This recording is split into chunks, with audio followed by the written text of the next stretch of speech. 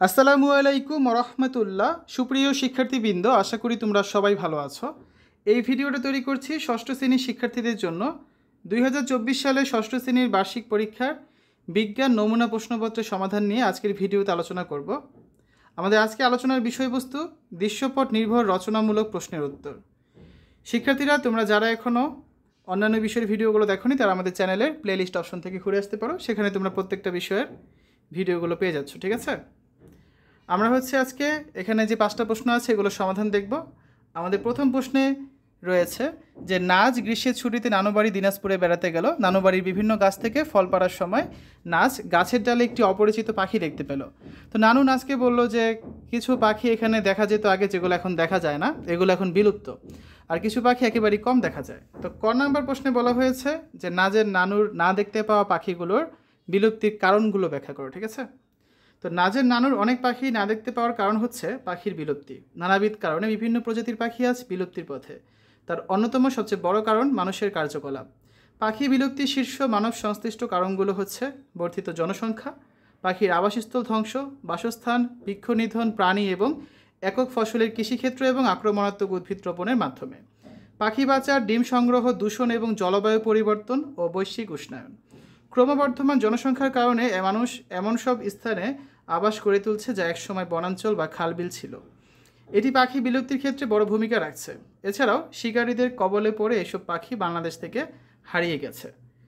তারপর খ নম্বর প্রশ্ন ছিল যে যে পাখিগুলো কম দেখতে পাওয়া যায় তাদেরকে বিলুপ্তির হাত থেকে বাঁচাতে তোমার কর্মপরিকল্পনাগুলো উল্লেখ করো। বাংলার বিখ্যাত সারস, লালমুখ, দাগি ডানা, বাদিহাঁস, গোলাপি হাঁস, বড় হাড়গিলা বা মদনটাক, ধলাপেট বক, সাদাফোঁটা গগন রেট, রাজশকুন, দাগি বুক টিয়াঠুটি, লাল মাথার টিয়াঠুটি, গাছ আচড়া, সবুজ ময়ূর, ধূসর মেটি তিতির ও বাদা তিতির চিরতর এদেশ থেকে হারিয়ে গেছে। এগুলো বর্তমানে প্রায় দেখাই যায় না বললেই চলে।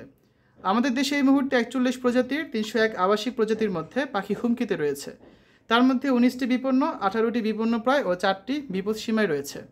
এগুলো সহ অন্যান্য বিলুপ্তপ্রায় পাখি বাঁচাতে আমরা কিছু কর্মপরিকল্পনা নিতে পারি, যেমন 1. নির্বিচারে বন ধ্বংস না করা, 2. অকারণে পাখিদের হত্যা না করা, 3. পাখিদের আবাসস্থল ধ্বংস না করা, 4. বন জঙ্গলে পাখিদের অভয়ারণ্য সৃষ্টি করা, এবং 5 নম্বর হচ্ছে পাখিদের যথাযথভাবে পর্যবেক্ষণ করা। 6. পাখিদের প্রজননে বাধা বা প্রতিবন্ধকতা সৃষ্টি না করা। 7. ব্যাপক জনসচেতনতা সৃষ্টি করা। 8. প্রাণী শিকারীদেরকে যথাযথ শাস্তির আওতায় আনা। 9. পাখিদের খাদ্য নিরাপত্তা তৈরি করা। এবং 10. পরিবেশ দূষণ করা থেকে বিরত থাকা। আর 11 নম্বর হচ্ছে পাখি রক্ষায় করণীয় শীর্ষক সভা, সেমিনার, র্যালি, পথনাটক আয়োজন করা। ঠিক আছে, তারপর দেখো 2 নম্বর প্রশ্ন যেটা ছিল এখানে হচ্ছে 2টা মডেল দেওয়া ছিল। তো ক নম্বরে বলা হয়েছে যে 2টি চিত্রের মধ্যে পার্থক্য কী। তো ক নম্বর চিত্র ক হচ্ছে পৃথিবী কেন্দ্রিক মহাবিশ্বের মডেল এবং চিত্র খ হচ্ছে সৌরকেন্দ্রিক মহাবিশ্বের মডেল। পার্থক্যের বিষয়, মডেলের নাম চিত্র ক পৃথিবী কেন্দ্রিক মহাবিশ্বের মডেল, আর চিত্র খ হচ্ছে মহাবিশ্বের মডেল সৌরকেন্দ্রিক। চিত্র ক এর প্রবক্তা টলেমি, চিত্র খ এর প্রবক্তা হচ্ছে কোপারনিকাস। তারপরে পার্থক্যের বিষয় হচ্ছে বিবৃতি। চিত্র ক এর ক্ষেত্রে পৃথিবী হচ্ছে সব কিছুর কেন্দ্রবিন্দু এবং সকল গ্রহ, নক্ষত্র, চন্দ্র, সূর্য এই পৃথিবীকে ঘিরে ঘোরে। আর চিত্র খ এর ক্ষেত্রে হচ্ছে পৃথিবী বিশ্ব ব্রহ্মাণ্ডের কেন্দ্র নয়, পৃথিবী সহ অন্য সব গ্রহ সূর্যকে কেন্দ্র করে ঘুরছে। সমর্থন, চিত্র ক এর ক্ষেত্রে এটি প্রাচীনকালের মানুষের ধারণা ও অ্যারিস্টটলের মতবাদ সমর্থন করে। আর চিত্র খ এর ক্ষেত্রে গ্যালিলিও পর্যবেক্ষণ করে দেখেন এই মডেল সঠিক, অর্থাৎ সকল গ্রহ সূর্যকে ঘিরে ঘুরছে। তারপর আসলে খ নম্বর প্রশ্নের উত্তর দেখি। খ নম্বর প্রশ্নে বলা হয়েছে যে প্রথম চিত্রের মডেল থেকে দ্বিতীয় চিত্রের মডেলের ধারণায় বিবর্তনের পক্ষে যুক্তি কী কী। উদ্দীপকের প্রথম চিত্রের মডেল হলো টলেমির পৃথিবী কেন্দ্রিক মহাবিশ্বের মডেল, যা অনুসারে পৃথিবী হলো সব কিছুর কেন্দ্রবিন্দু এবং সকল গ্রহ, নক্ষত্র, চন্দ্র, সূর্য এই পৃথিবীকে ঘিরেই ঘোরে। আবার দ্বিতীয় চিত্রের মডেল হলো সৌরকেন্দ্রিক মহাবিশ্বের মডেল। এটি অনুসারে পৃথিবী বিশ্ব ব্রহ্মাণ্ডের কেন্দ্র নয়, পৃথিবী সহ অন্য সব গ্রহ সূর্যকে কেন্দ্র করে ঘুরছে। প্রথম চিত্রের মডেল থেকে দ্বিতীয় চিত্রের মডেলের ধারণায় বিবর্তনের পক্ষে যুক্তিগুলো নিম্নে দেওয়া হলো। যেসব বিজ্ঞানসম্মত মানুষ আকাশের গ্রহ, নক্ষত্র নিয়মিতভাবে পর্যবেক্ষণ করতেন তারা প্রথম চিত্রের মডেল অনুসারে কিছু বিষয় ব্যাখ্যা করতে পারতেন না। যেমন মাঝে মাঝে তারা একটি গ্রহকে আকাশে পৃথিবীকে প্রদক্ষিণ করতে করতে থেমে যেতে দেখতেন। তারপর গ্রহটি উল্টো দিকে যেতে শুরু করে মাঝপথে থেমে গিয়ে আবার সঠিক দিক দিয়ে প্রদক্ষিণ শুরু করত। প্রথম চিত্রের মডেল দিয়ে সেটা কোনোভাবেই ব্যাখ্যা করা যায় না, কিন্তু পৃথিবী এবং অন্য গ্রহগুলো যদি সূর্যকে প্রদক্ষিণ করে, অর্থাৎ দ্বিতীয় চিত্রের মডেল অনুসারে খুব সহজেই এই বিচিত্র গতি ব্যাখ্যা করা সম্ভব। তারপর আমরা 3 নম্বর প্রশ্নটা দেখি। 3 নম্বর প্রশ্নে বলা আছে যে পশ্চিম ইউরোপ, দক্ষিণ পূর্ব কানাডা, উত্তর আমেরিকায় অ্যাসিড বৃষ্টি হয়েছে। এ সকল অঞ্চলের মধ্যে কানাডায় ঘন ঘন অ্যাসিড বৃষ্টি হয়। অ্যাসিড বৃষ্টির জন্য মানুষ এবং প্রাকৃতিক ঘটনা দায়ী। তো ক নম্বর প্রশ্নটা হচ্ছে যে অ্যাসিড বৃষ্টির জন্য মানবসৃষ্ট ও প্রাকৃতিক কোন কোন ঘটনা দায়ী। অ্যাসিড বৃষ্টি সৃষ্টির জন্য প্রধানত দু ধরনের কারণ রয়েছে, মানবসৃষ্ট কারণ এবং প্রাকৃতিক কারণ। মানবসৃষ্ট কারণ, সালফিউরিক অ্যাসিড প্রায় প্রতিটি শিল্প কারখানার জন্য নিত্য ব্যবহার করা রাসায়নিক বস্তুর মধ্যে অন্যতম। বিভিন্ন কলকারখানা থেকে সালফার ডাইঅক্সাইড গ্যাস নির্গত হয়। এই সালফার ডাইঅক্সাইড গ্যাস বাতাসের অক্সিজেন দ্বারা জারিত হয়, যার ফলে সালফার ট্রাইঅক্সাইড গ্যাস উৎপন্ন হয়।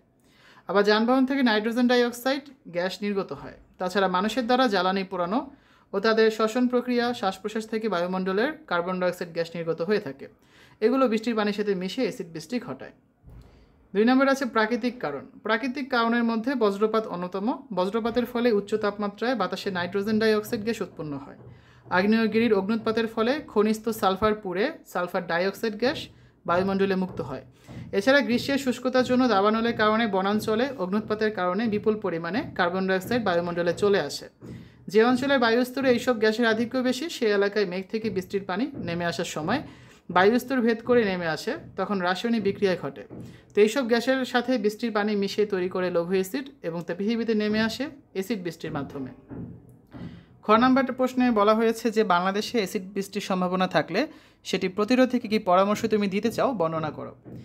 বৃষ্টির পানির সাথে acid, sulphuric acid, nitric acid প্রভৃতি বা অ্যাসিড জাতীয় সকল উপাদান মিশ্রিত থাকলে তাকে অ্যাসিড বৃষ্টি বলে। যে কোনো দেশে অ্যাসিড বৃষ্টির সম্ভাবনা রয়েছে, বাংলাদেশ তার ব্যতিক্রম নয়। অ্যাসিড বৃষ্টির ক্ষতিকর প্রভাব প্রতিরোধে আমরা নিম্নোক্ত পদক্ষেপ গ্রহণ করতে পারি। 1. সালফারযুক্ত জ্বালানির ব্যবহার যথাসম্ভব কমিয়ে নবায়নযোগ্য জ্বালানির ব্যবহার বাড়ানো। 2. বিভিন্ন যানবাহন এবং ভারী যন্ত্রপাতি চালাতে নিম্ন সালফারযুক্ত জ্বালানির ব্যবহার নিশ্চিত করা। 3. ব্যক্তিগত যানবাহনের ব্যবহার কমিয়ে গণপরিবহনের ব্যবহার বৃদ্ধি করা। 4. শিল্প কারখানা নির্গত গ্যাস থেকে সালফার অপসারণ করার পর বায়ুমণ্ডলে নির্গমন করা। তারপর দেখো 4 নম্বর প্রশ্নে বলা হয়েছে যে এখানে 3 ধরনের স্কেল ছিল, সেলসিয়াস স্কেল, ফারেনহাইট স্কেল আর কেলভিন স্কেল। তো পানি ফুটে বাষ্প হওয়ার তাপমাত্রা এবং পানি বরফ হওয়ার তাপমাত্রা দেওয়া ছিল। তো ক নম্বর প্রশ্ন হচ্ছে ছকের তথ্যের সাহায্যে স্কেলগুলোর মধ্যে একটি সম্পর্ক স্থাপন করে দেখো। তো স্কেলের নাম পানি বাষ্প হওয়ার তাপমাত্রা মানে থিটা স্টিম, আর পানি বরফ হওয়ার তাপমাত্রা থিটা আইস। সেলসিয়াসের ক্ষেত্রে হচ্ছে থিটা স্টিম 100 ডিগ্রি সেলসিয়াস আর থিটা আইস হচ্ছে 0 ডিগ্রি সেলসিয়াস। ফারেনহাইটের ক্ষেত্রে থিটা স্টিম 212 ডিগ্রি ফারেনহাইট আর থিটা আইস হচ্ছে 32 ডিগ্রি ফারেনহাইট। কেলভিনের ক্ষেত্রে থিটা স্টিম 373 কেলভিন আর থিটা আইস হচ্ছে 273 কেলভিন। এখন ধরি আমরা সেলসিয়াস, ফারেনহাইট ও কেলভিন স্কেলে তাপমাত্রা যথাক্রমে সি, এফ এবং কে। আমরা জানি সকল থার্মোমিটারের ক্ষেত্রে কী লেখা যায়, যে তাপমাত্রা মাইনাস হচ্ছে পানি বরফ হওয়ার তাপমাত্রা মানে থিটা আইস যেটা, ডিভাইড বাই পানি বাষ্প হওয়ার তাপমাত্রা মাইনাস পানি বরফ হওয়ার তাপমাত্রা। বাকি লেখা যায় থিটা মাইনাস থিটা আইস সমান থিটা স্টিম মাইনাস থিটা আইস, এই অনুপাতের সমান হবে। তাহলে সেলসিয়াস স্কেলের ক্ষেত্রে অনুপাতটা কী হবে, সি মাইনাস 0, কারণ সেলসিয়াসে থিটা আইসের মান হচ্ছে 0, ডিভাইড বাই 100 মাইনাস 0, কারণ থিটা স্টিমের মান হচ্ছে 100। সেমভাবে ফারেনহাইট স্কেলের ক্ষেত্রে অনুপাতটা হবে F minus 32 divide by 212 minus 32। Kelvin স্কেলের ক্ষেত্রে অনুপাত হবে K minus 273 divide by 373 minus 273। অর্থাৎ তিনটা যদি আমরা লিখি, সি মাইনাস 0 ডিভাইড বাই হচ্ছে 100 মাইনাস 0 সমান লেখা যায় F minus 32 divide by 212 minus 32 সমান লেখা যায় K minus 273 divided by 373 minus 273। বাকি থাকে সি বাই 100 সমান এফ মাইনাস 32 বাই 100 80 সমান কে মাইনাস 273 বাই 100। তো এখানে আমরা চাইলে 20 দিয়ে গুণ দিয়ে আরও ছোটো করে লিখতে পারি যে সি বাই 5 সমান এফ মাইনাস 32 বাই 9 সমান কে মাইনাস 273 বাই 5।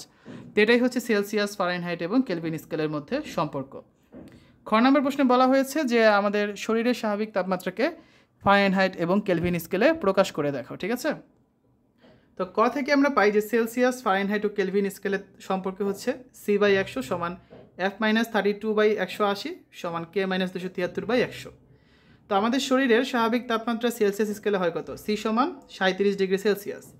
এখন আমরা এখানে সেলসিয়াস থেকে ফারেনহাইটে রূপান্তর করব, তাহলে সি বাই 100 সমান লেখা যায় এফ মাইনাস 32 বাই 180 বা সি বাই 5 20 দ্বারা গুণ করলে থাকে সমান হচ্ছে এফ মাইনাস 32 বাই 9 বা এফ মাইনাস 32 সমান কী লেখা যায় 9c বাই 5, আর গুণ করেছি, ঠিক আছে। বা এফ সমান লেখা যায় 9c বাই 5, এই মাইনাস ডান পাশে গিয়ে হয়ে গেল প্লাস। তাহলে সি এর মান বসিয়ে দিই 37, তাহলে কত পাচ্ছি আমরা ক্যালকুলেশন করে 98.6 ডিগ্রি ফারেনহাইট।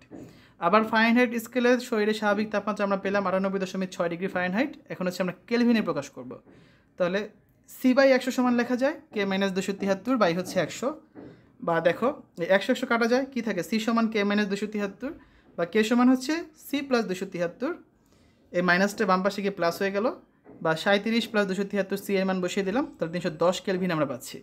অতএব কেলভিন স্কেলে শরীরের স্বাভাবিক তাপমাত্রা হচ্ছে 310 কেলভিন। তারপর 5 নম্বর প্রশ্নে দেখো আমাদের হচ্ছে এখানে একটা উদ্দীপক রয়েছে যে মিনার ছোট বোন দোলনায় ঘুমিয়ে আছে, বোন জেগে গেলে মিনা দোলনাটি হালকা করে দুলিয়ে দিল, বিদ্যুৎ চলে গেলে মাথার উপর ফ্যানটিও আস্তে আস্তে থেমে গেল, ছোট বোন নড়াচড়া করলে মিনা দোলনাটি একটু দুলিয়ে দিল। দেখো এরকম একটা উদ্দীপক আছে। ক নম্বর প্রশ্নে বলা হয়েছে যে দৃশ্যপটের গতিগুলোকে চিহ্নিত করো ও উত্তরের সপক্ষে তথ্য দাও। তাহলে 5-এর ক নম্বর প্রশ্নের উত্তর হচ্ছে দৃশ্যপর্বের গতিগুলো হলো বক্রগতি, দৃশ্যপটের হবে এটা, ঘূর্ণন গতি, পর্যায়বৃত্ত গতি এবং সরল গতি। 1. দোলনায় দোল খাওয়া ও দড়ি লাফ, এটি পর্যায়বৃত্ত গতির উদাহরণ। কোনো গতিশীল বস্তুর উপর প্রয়োগ করা বল নিয়মিতভাবে দিক পরিবর্তন করার কারণে গতির যে পুনরাবৃত্তি ঘটে তাই পর্যায়বৃত্ত গতি। এখানে দোলনাটি পর্যায়বৃত্ত গতিতে দুলতে থাকে, একইভাবে দড়ি লাফও পর্যায়বৃত্ত গতি। 2 নম্বরে আছে ফ্যান আস্তে আস্তে থেমে যাওয়া, এটি ঘূর্ণন গতির উদাহরণ। এখানে ফ্যানের পাখাগুলো ফ্যানকে কেন্দ্র করে ঘুরতে থাকে। 3. বল দড়িতে বেঁধে ব্যাটিং অনুশীলন করা, এটি বক্রগতির উদাহরণ, কারণ ব্যাট দিয়ে বলে আঘাত করলে এটি দড়িতে বাঁধা অবস্থায় বাঁকা পথে চলতে থাকে। 4. দৌড়ানো, মিনা যদি সোজা পথে দৌড়ায় তাহলে এটি সরল গতির উদাহরণ। এখানে সোজা পথে দৌড়ালে কোনো দিক পরিবর্তন হয় না। তারপর খ নম্বর প্রশ্নে বলা হয়েছে যে একই সঙ্গে সকলে দৌড় প্রতিযোগিতা শুরু করলো, কেন মিনা প্রথম হলো? মাঝপথে থেমে গেলেই বা কী ঘটতো? গতির সাথে বলের সম্পর্কের ভিত্তিতে এটা ব্যাখ্যা করো। তো একই সঙ্গে সকলে দৌড় প্রতিযোগিতা শুরু করলো, মিনা প্রথম হলো কারণ সে গতির সাথে বলের সম্পর্কের যথাযথ ব্যবহার করেছে। বস্তুর গতির উপর বলের বিভিন্ন প্রভাব রয়েছে। 1. বল স্থির বস্তুকে গতিশীল করতে পারে। 2. বল গতিশীল বস্তুর বেগ বৃদ্ধি করতে পারে অর্থাৎ ত্বরণ ঘটায়। 3. বল গতিশীল বস্তুর বেগ হ্রাস করতে পারে অর্থাৎ মন্দন ঘটায়। 4. বল প্রয়োগে গতিশীল বস্তুর গতির দিকের পরিবর্তন ঘটতে পারে। তো মিনা গতির উপর বলের প্রভাব সম্পর্কিত উপরে ঘটনাগুলির প্রয়োগ করেছিল, যেমন সে দৌড় শুরু করার মুহূর্তে জোরে বল প্রয়োগ করে যাতে ত্বরণ বেশি হয়, পরে সে দ্রুত যাওয়ার জন্য বেশি বল প্রয়োগ করে, আবার বেগ বেশি হলে তখন সে সমবেগে যায় যাতে বেশি বেগে বেশি দূরত্ব অতিক্রম করে, আবার দৌড়ের ট্র্যাক বাঁকা হলে সে বল প্রয়োগে গতির দিক পরিবর্তন করে, দৌড়ে শেষ প্রান্তে চলে আসলে সে বল প্রয়োগ করে বেগ হ্রাস করে এবং কিছু দূর অতিক্রম করে থেমে যায় মন্দন সৃষ্টিকারী বলের জন্য, আর এই জন্যই মিনা প্রথম হয়। মাঝপথে যদি মিনা থেমে যেত তাহলে আবার নতুন করে বল প্রয়োগ করে বেগ বৃদ্ধি করতে হতো, এতে তার দৌড় শেষ করতে সময় বেশি লাগতো এবং মিনা তখন প্রথম হতে পারতো না। তো এই হচ্ছে আজকে আলোচনা। শিক্ষার্থীরা এতক্ষণ আমরা দেখলাম ষষ্ঠ শ্রেণীর বার্ষিক পরীক্ষা বিজ্ঞান নমুনা প্রশ্নপত্রের সমাধান। আমরা আজকে আলোচনা করেছি দৃশ্যপট নির্ভর রচনামূলক প্রশ্নের উত্তরগুলো নিয়ে। আশা করি তোমাদের কাছে এই ভিডিওটা ভালো লেগেছে। অন্যান্য বিষয়ের ভিডিওগুলো দেখার আমন্ত্রণ জানিয়ে আজ এখানেই বিদায় নিচ্ছি। আল্লাহ হাফেজ।